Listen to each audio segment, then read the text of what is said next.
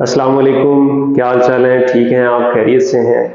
मैं हूं शाकिर हुसैन और करंट इलेक्ट्रिसिटी में आज जो टॉपिक हम डिस्कस करने जा रहे हैं ये एक इम्पॉर्टेंट टॉपिक है करंट इलेक्ट्रिसिटी का, और इसका नाम मैंने आपके सामने मेंशन किया है ईएमएफ एंड पोटेंशियल डिफरेंस या टर्मिनल पोटेंशियल डिफरेंस।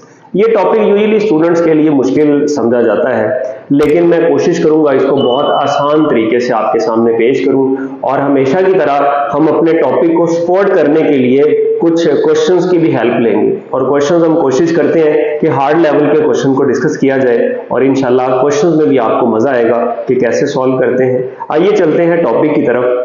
तो टॉपिक में जो हमने डिस्कस करना है इलेक्ट्रोमोटिव फोर्स को और पोटेंशियल डिफरेंस। ठीक है, electromotive force EMF. Students usually ये समझते हैं कि ये कोई फोर्स है, इलेक्ट्रोमोटिव फोर्स, ऐसी फोर्स जो इलेक्ट्रॉन को मोटिवेट करती है, ठीक है, कि वो मूव करे, यानी कि चार्जेस को मोटिवेट करती है।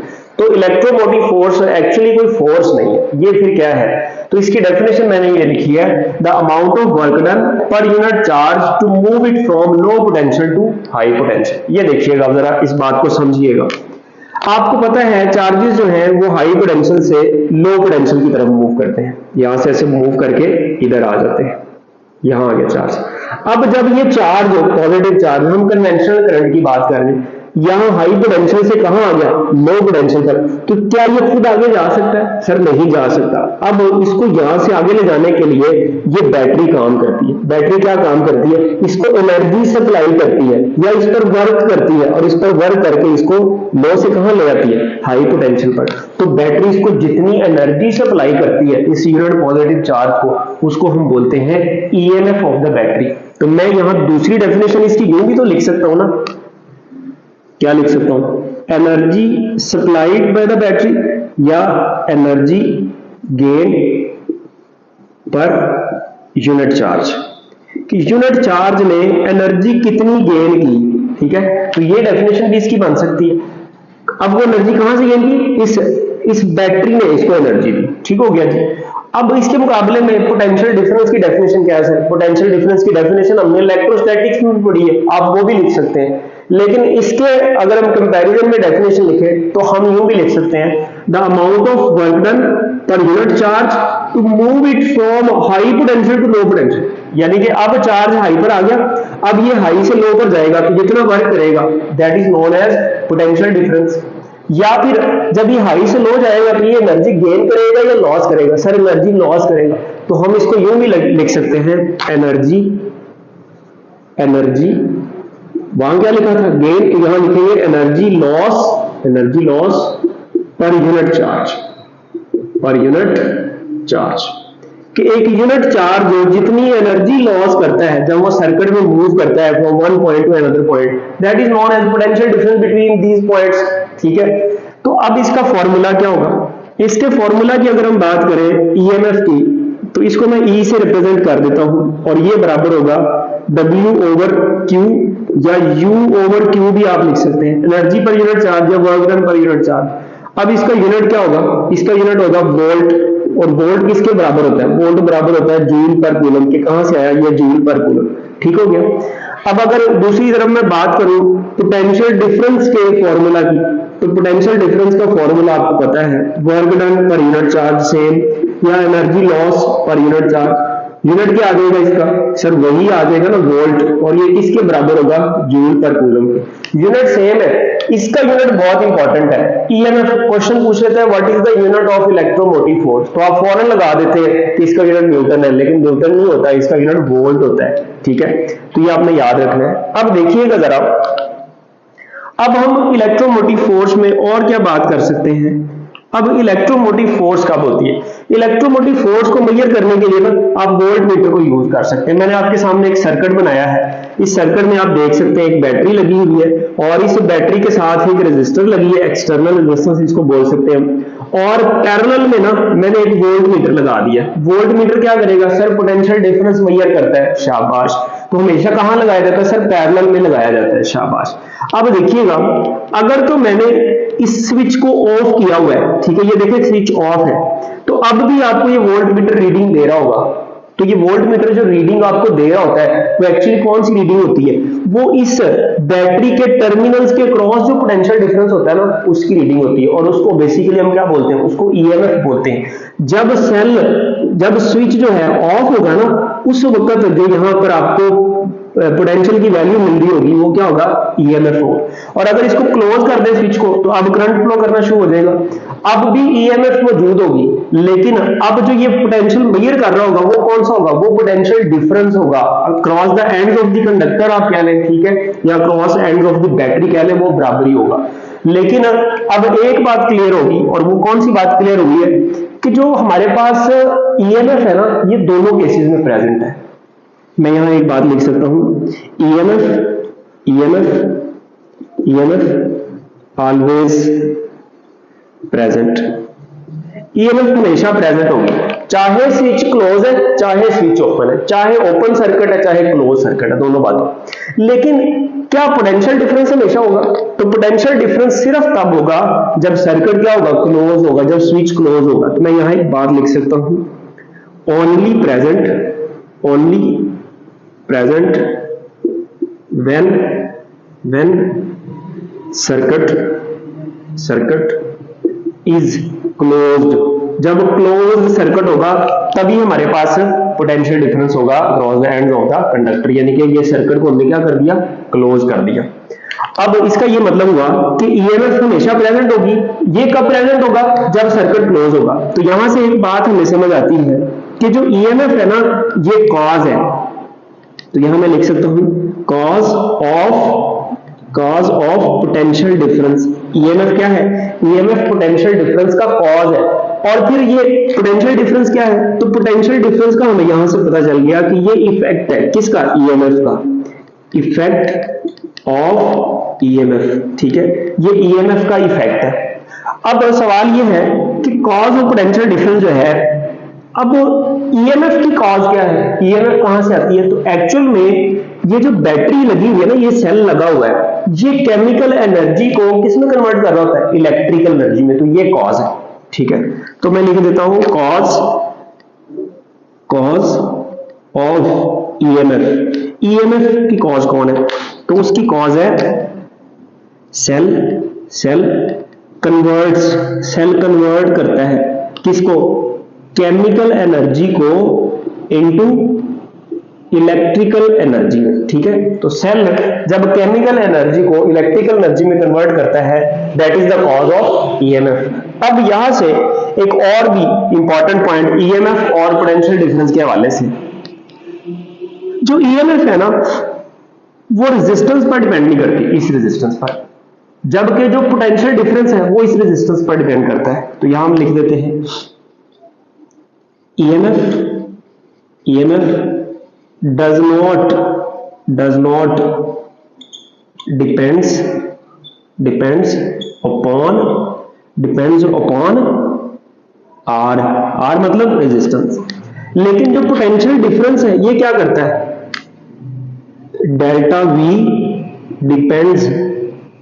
डिपेंड्स अपॉन R, तो ये R पर डिपेंड करता है, यानी कि डेल्टा V का ना R के साथ क्या होता है, डायरेक्ट रिलेशन होता है, ठीक हो गया जी। अब ये इंपॉर्टेंट पॉइंट्स थे ईएमएफ और पोटेंशियल डिफरेंस के हवाले से, ये आपने याद रखने हैं, भूलने नहीं है। अब इसके बाद ना हम बात कर लेते हैं कुछ और पॉइंट्स की। अब इस सर्किट को देखिएगा, ये सर्किट बड़ा इंपॉर्टेंट है। अब यहां से ना एक और कॉन्सेप्ट आता है, और वो कॉन्सेप्ट है इंटरनल रेजिस्टेंस का। कौन सा कॉन्सेप्ट है, इंटरनल रेजिस्टेंस। यहां मैं एक लाइन लगा लेता हूं, लाइन का वक्त अक्सर ही उल्टी सीधी लग जाती है, ठीक है। तो कॉन्सेप्ट है इंटरनल रेजिस्टेंस का। अब इंटरनल रेजिस्टेंस क्या होती है, तो इंटरनल रेजिस्टेंस होती है, इसको हम स्मॉल r से डिनोट करते हैं। अब देखिएगा हमारे पास अगर कोई सेल है, फर्ज कर लेते हैं यहां मैं एक सेल बना लेता हूं, ये सेल है, ठीक है, और इस सेल का आपको पता है ये पॉजिटिव टर्मिनल है और ये क्या है, नेगेटिव टर्मिनल, ठीक है। जब कोई चार्ज यहां हाई पोटेंशियल से लो पर गया और यहां आ गया, अब यहां से इसने मूव करके दोबारा हाई पर जाना है, और कौन मूव कराएगा, बैटरी, केमिकल एनर्जी कन्वर्ट होगी इलेक्ट्रिकल एनर्जी में। तो बैटरी इस पर वर्क डन करके ना इसको कहां लेके आएगी, हाई पोटेंशियल पर लेके आएगी। तो जब ये चार्ज लो से हाई पर जाएगा तो इस इलेक्ट्रोलाइट में से भी गुजरेगा, सेल के अंदर जो इलेक्ट्रोलाइट है ना या इलेक्ट्रोकेमिकल है उसमें से भी पास करेगा।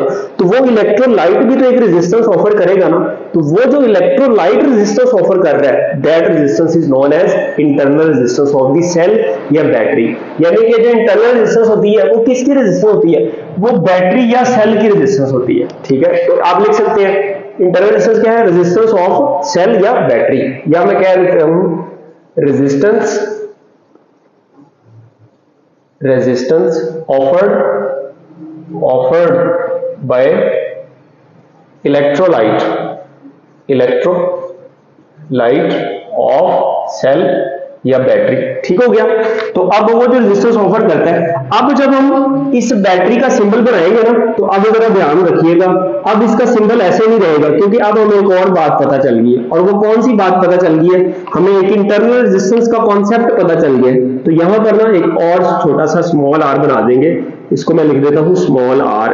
अब इसका जो सिंबल हो गया अब वो ये हो गया। ठीक है, अब ये आपके पास है सेल आ गया, और सेल में अब ये वैसे रेजिस्टेंस बाहर बनाई हुई है लेकिन आपको पता है ये दो इलेक्ट्रॉन के दरमियान होती है, तो इसकी EMF E है और इसकी इंटरनल रेजिस्टेंस क्या है, स्मॉल r।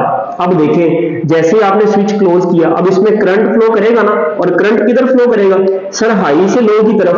ये करंट की डायरेक्शन होगी, ऐसे करंट आएगा, इधर आ गया तो ये करंट की डायरेक्शन। ठीक है, ये क्या है, करंट की डायरेक्शन है।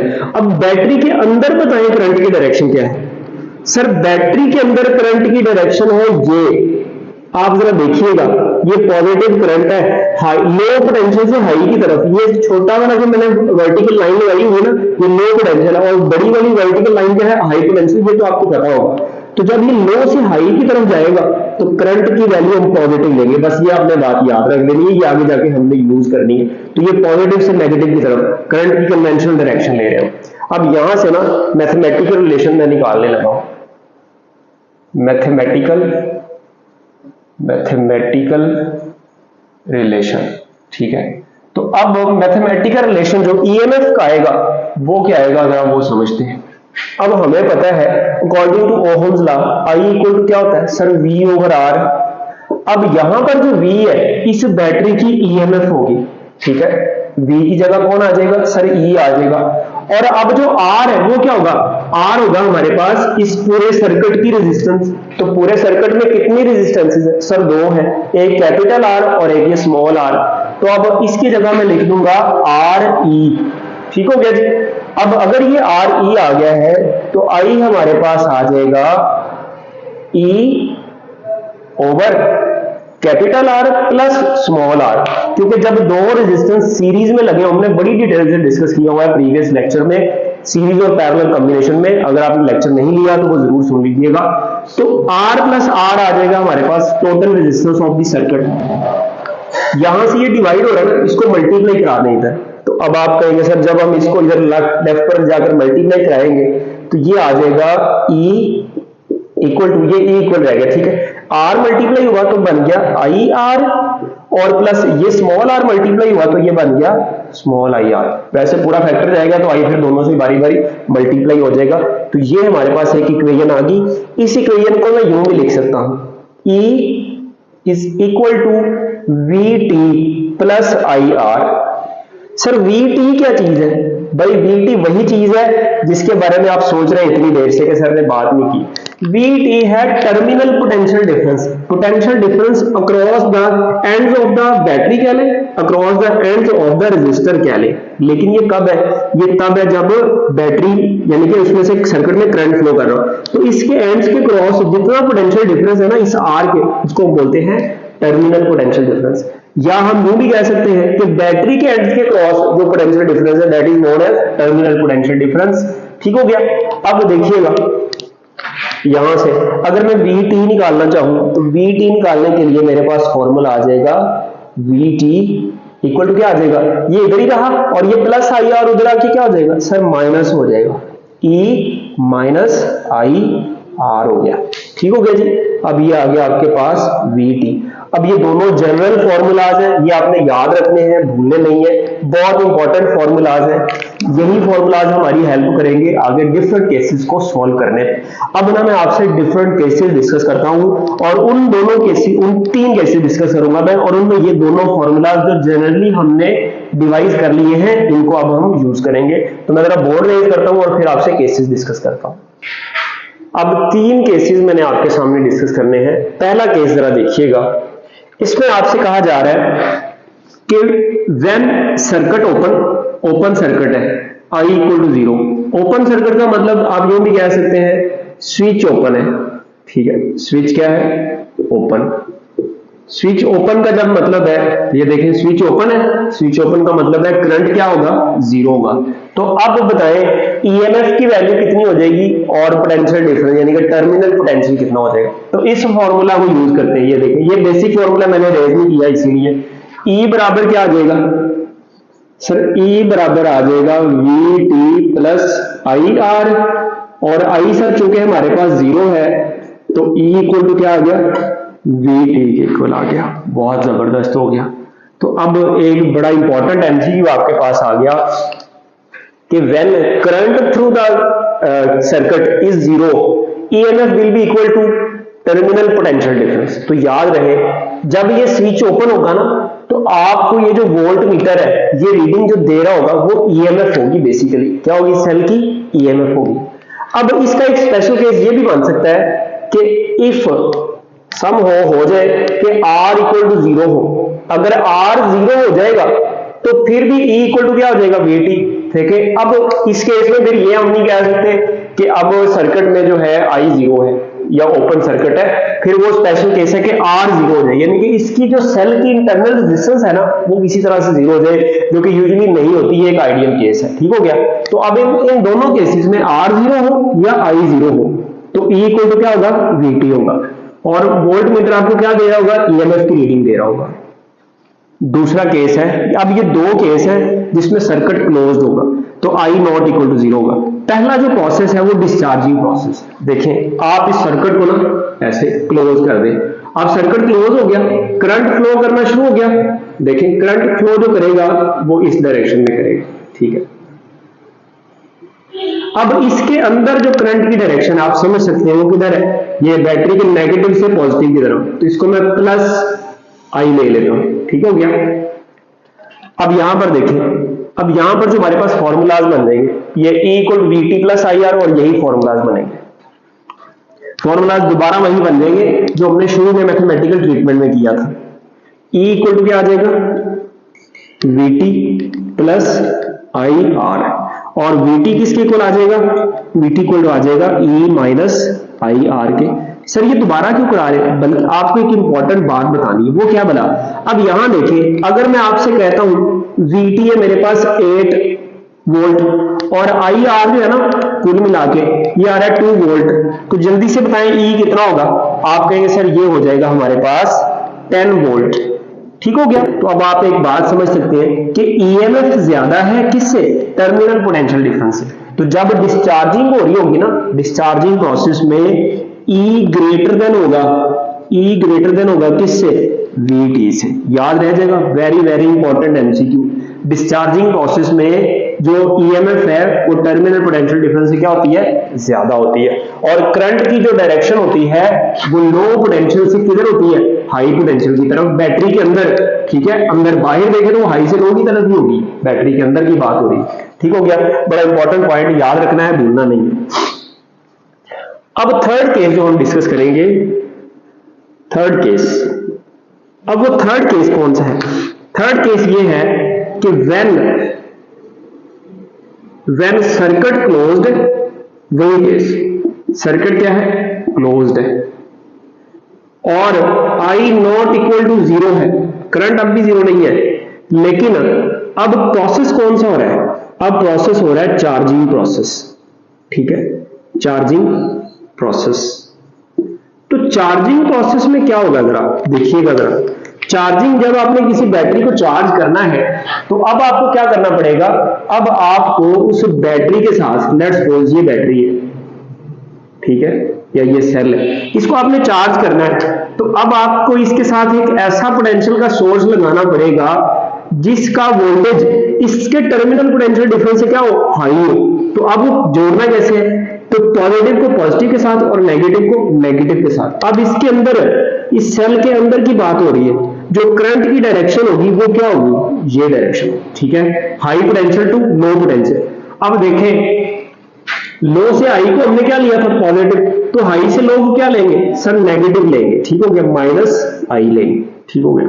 अब ये फॉर्मूला क्या बन जाएंगे, E इज इक्वल टू आ जाएगा VT प्लस IR, लेकिन अब I जो है ये कौन सा होगा, ये माइनस आई होगा, ठीक है। तो अब E इज इक्वल टू आ जाएगा VT माइनस IR, ठीक है। और VT किसके इक्वल आ जाएगा, VT बराबर आ जाएगा हमारे पास ये E प्लस IR के, ये कैसे है, माइनस IR को लेफ्ट पर ले गए तो ये आ गया E प्लस IR। अब ये आपको क्या इंफॉर्मेशन दे रहा है, अब ये देखिएगा, ये बड़ी इंपॉर्टेंट इंफॉर्मेशन दे रहा है। अगर मैं वही बात करूं कि टर्मिनल पोटेंशियल डिफरेंस है 8 वोल्ट, ये ओवरऑल 2 है, तो E अब कितना होगा, अब ये सर 8 माइनस 2 ये होगा 6। तो अब आपने देखा इस केस में जो E है, EMF वो लेस देन होगा VT से। तो चार्जिंग का जो प्रोसेस है वो कब होगा, चार्जिंग का प्रोसेस तब होगा जब EMF जो है बैटरी की वो लेस देन अप्लाइड, यानी कि जो अब ये अप्लाइड पोटेंशियल डिफरेंस होगा ना, उससे क्या होगी, लेस देन होगी। तो अगर EMF less than terminal potential difference हो तो चार्जिंग हो रही होगी, ठीक है, ये बात याद रखनी है, बड़ा इंपॉर्टेंट MCQ है। अब इसके बाद हम ना एक आध MCQ डिस्कस करते हैं। MCQ ये है कि आपने ये MCQ पढ़ा भी हुआ है, लेकिन MCQ से पहले मैं आपको एक इंपॉर्टेंट पॉइंट बता देता हूं। इंपॉर्टेंट पॉइंट ये है कि ये देखिएगा जरा, अगर दो बैटरीज है मेरे पास और उन दोनों बैटरीज को मैं सीरीज में लगा देता हूं, वर्ड मैंने क्या बोला, सीरीज में अटैच कर देता हूं, तो जब दो बैटरीज सीरीज में अटैच होंगी ना, एक की EMF फर्ज कर लेते हैं E1 है और दूसरे की EMF फर्ज कर लेते हैं E2 है। तो अब देखिए ऑपोजिट एंड्स आर कनेक्टेड है, तो इसमें इसकी वजह से जो करंट की डायरेक्शन है वो ये होगी, ठीक है, और इसकी वजह से जो करंट की डायरेक्शन है वो भी ये होगी। तो अब जो नेट EMF आप निकालेंगे ना इस केस में, इन दोनों बैटरीज के कनेक्शन के बाद, वो बराबर हो जाएगी E1 प्लस E2 के, ठीक हो गया। ये आपके पास क्या आ जाएगी, नेट EMF आ जाएगी। अगर दूसरा केस आ जाए, सिचुएशन कुछ यूं हो कि अब जो बैटरीज तो कनेक्टेड है, लेकिन अब बैटरी इस तरह से कनेक्टेड है कि ये नेगेटिव के साथ कनेक्ट है, ठीक है, नेगेटिव के साथ कनेक्ट है, ये E1 है और ये E2 है। अब इसकी वजह से करंट की डायरेक्शन क्या होगी, ये, और इसकी वजह से करंट की डायरेक्शन क्या होगी, ये। अब हमारे पास नेट EMF कैसे आएगी, तो अब नेट EMF निकालने का फॉर्मूला है EN equal to E1 minus E2, ठीक हो गया। तो अब ये मॉड ब्रैकेट का क्या मतलब है कि ज्यादा वाली में से कम को माइनस करना, आपने ये याद रखें। अब एक MCQ लिखता हूं और फिर उसको हम सॉल्व करते हैं। अब ये आपके सामने मैंने एक MCQ लिखा है और ये MCQ आपकी बुक से ही है, अगर आप PTB की बुक पढ़ते हैं, अगर आप नहीं भी पढ़ते तो ये MCQ आपको आना चाहिए।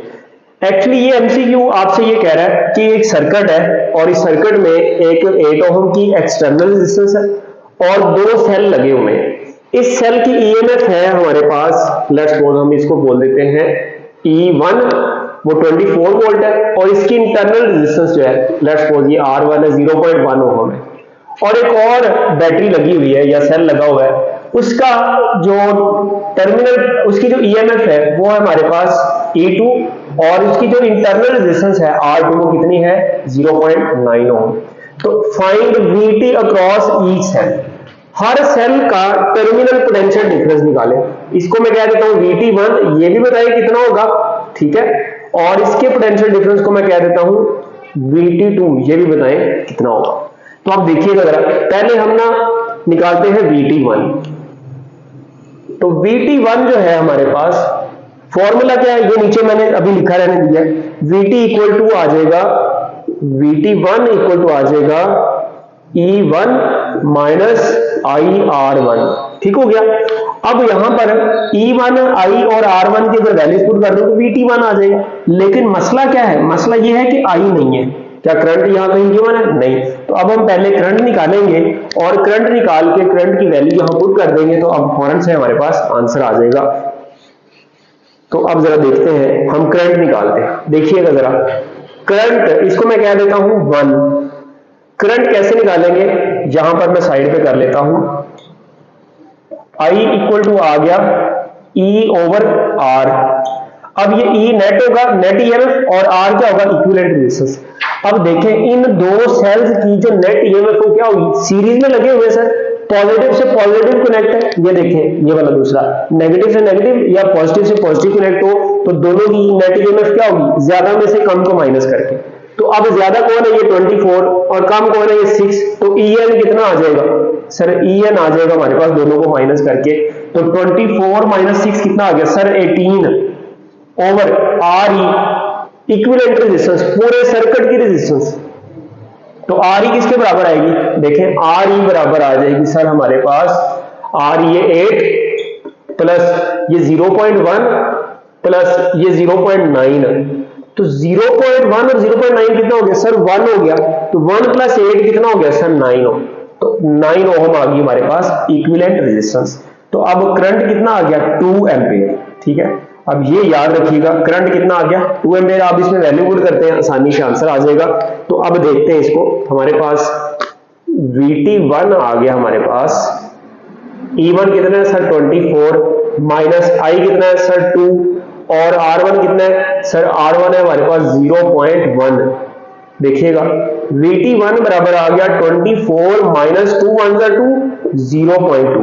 तो 24 माइनस 0.2 करें तो सर ये आ जाएगा हमारे पास 23.8 वोल्ट। ठीक हो गया जी। अब इसका मतलब ये हुआ कि इसके क्रॉस, E1 के क्रॉस जो पोटेंशियल डिफरेंस है, टर्मिनल पोटेंशियल डिफरेंस, वो VT1 है और वो लेस देन E1 है। अच्छा, अब करंट की डायरेक्शन जरा बता दीजिए क्या होगी सर। करंट की जो डायरेक्शन है वो हमेशा बड़ी बैटरी से लेंगे ना, तो बड़ी बैटरी से जो करंट की डायरेक्शन है वो ये होगी।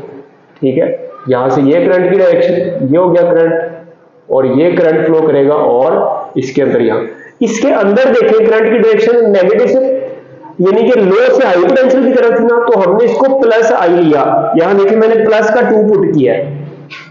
अब मैंने इसके क्रॉस जब टर्मिनल पोटेंशियल डिफरेंस निकालना है तो मैं करंट की डायरेक्शन देखूंगा बैटरी के अंदर है हाई से लो की तरफ। तो जब हाई से लो की तरफ होगी तो अब करंट को मैं क्या लूंगा सर, यहां पर आप करंट को नेगेटिव ले लेंगे, -I। ठीक हो गया। या वो जो हमने क्या नाम है, एक इक्वेशन पढ़ी थी उसके चार्जिंग के प्रोसेस में, वो आप लगा देंगे। यहां इसको सॉल्व करते हैं जी। VT2 क्या आ जाएगा, VT2 वो बराबर आ जाएगा E2 माइनस IR2। ठीक हो गया, वैल्यूज पुट कर देते हैं। VT2 इक्वल टू E2 कितना है सर, 6 माइनस I कितना है सर, I अब लेंगे -2। ठीक है, और R2 कितना है सर, R2 है 0.9। ठीक हो गया। अब इनको जरा सॉल्व करें। VT2 इक्वल टू आ गया 6 माइनस माइनस प्लस 2 9 18, 1.8 कितना आ गया VT2 सर, VT2 हमारे पास आ गया, VT2 हमारे पास आ गया 7.8 वोल्ट। ठीक है, तो terminal potential difference across E2 कितना आ गया सर, ये आ गया 7.8 वोल्ट। अब मुझे बताएं कौन सा सेल चार्जिंग हो रहा है और कौन सा सेल डिस्चार्ज हो रहा है। अब आप कहेंगे सर ये देखें, यहां पर E जो है वो ग्रेटर देन VT है, तो ये डिस्चार्ज हो रहा है। क्या हो रहा है, डिस्चार्ज। ठीक है, और यहां पर देखें इस केस में E हमारे पास 6 वोल्ट था और VT कितना आ गया 7.8। तो E जो है, E वो लेस देन VT है, तो ये सेल जो हो रहा है ये क्या हो रहा है सर, ये चार्ज हो रहा है। ठीक है, तो ये चार्जिंग के प्रोसेस से गुजर रहा है और ये डिस्चार्ज हो रहा है। ठीक है, अब एक और MCQ करते हैं। अब 2 MCQs मैंने आपके सामने लिखे हैं, इनको डिस्कस करते हैं और टॉपिक को खत्म करते हैं। MCQ नंबर 1 देखिएगा, इसमें शायद आपसे कह रहा है कि 5 identical cells each of EMF 10 volt and R यानी कि internal resistance 0.2 ohm are connected end to end, end to end का मतलब किसमें कनेक्ट है, सीरीज में कनेक्ट है, ठीक हो गया, विद एन एक्सटर्नल रेजिस्टेंस 12 ओम, ये आ गई एक्सटर्नल रेजिस्टेंस जिसको हम कैपिटल आर कह देते हैं।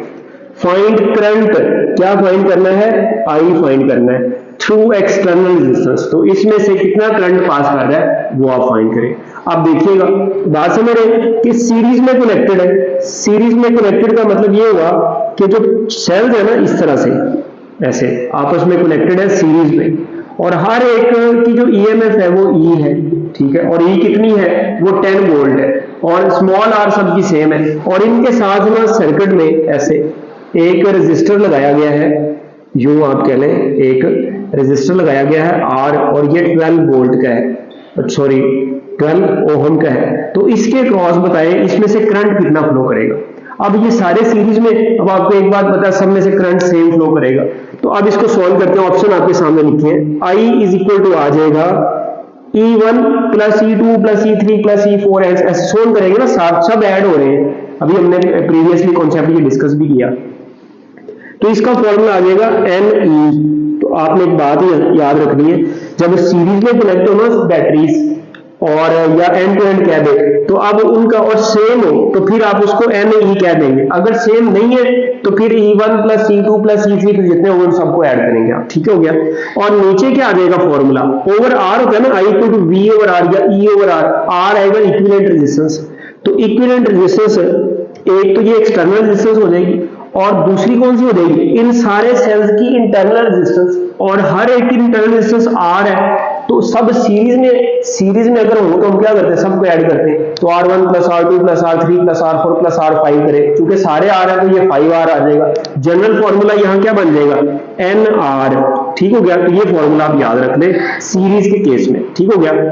अब सॉल्व करते हैं, I इज इक्वल टू आ जाएगा N कितना है सर 5 है, और E कितना है सर 10 वोल्ट ओवर R कितना आ गया सर, R है 12 प्लस N कितना है सर 5, R कितना है सर 0.2, ठीक है, ये रहा 0.2, तो 0.2 को 2 ओवर 10 लिख सकते हैं सर, बिल्कुल लिख सकते हैं। आगे देखिएगा जरा,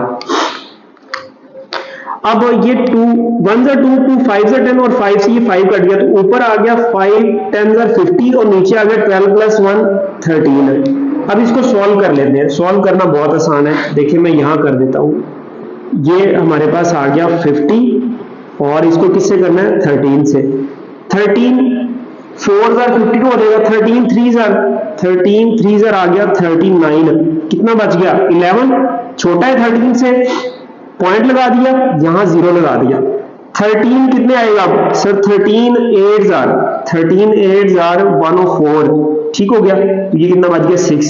अब यहां से ये आंसर आ गया 3.8, तो ऑप्शन आएगा चार्ली। इस सवाल में ना इस सीरीज की बजाय मैं कह देता हूं कॉम्बिनेशन जो है ना वो पैरेलल है, क्या है पैरेलल, बाकी सारी बातें सेम है। अब जो पहले बैटरीज किस में कनेक्ट थी सीरीज में, अब यही बैटरीज किस में कनेक्ट है पैरेलल में, सेम बैटरीज है।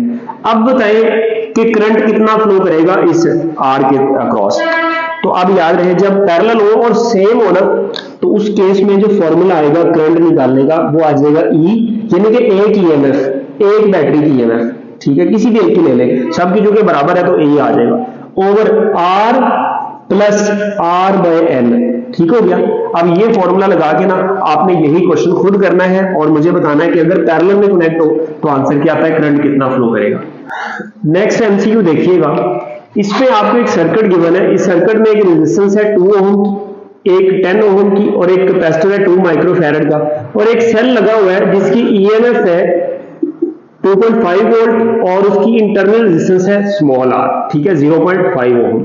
अगर मैं इसको कह दूं R1 और इसको मैं कह दूं R2, तो आपसे वो कह रहा है if capacitor is in steady state, अगर ये स्टेडी स्टेट में हो तो फाइंड आई, करंट मालूम करें, VT टर्मिनल पोटेंशियल डिफरेंस मालूम करें, एंड Q यानी कि चार्ज ऑन कैपेसिटर, कैपेसिटर पर चार्ज मालूम करें। सबके आंसर ना इन चारों में से एक है, 1 एम्पेयर 2 एम्पेयर 3 एम्पेयर 4 एम्पेयर, या 1 वोल्ट 2 वोल्ट 3 वोल्ट या 4 वोल्ट, या चार्ज होगा ये माइक्रोफैरड माइक्रोकूलम में होगा, चार्जिंग क्या होगा माइक्रोकूलम में। तो आंसर इन्हीं में से है, कोई आंसर बताएं आप, इसका आंसर क्या आएगा। इसको सॉल्व करते हैं, सॉल्यूशन इसका है जी हमारे पास।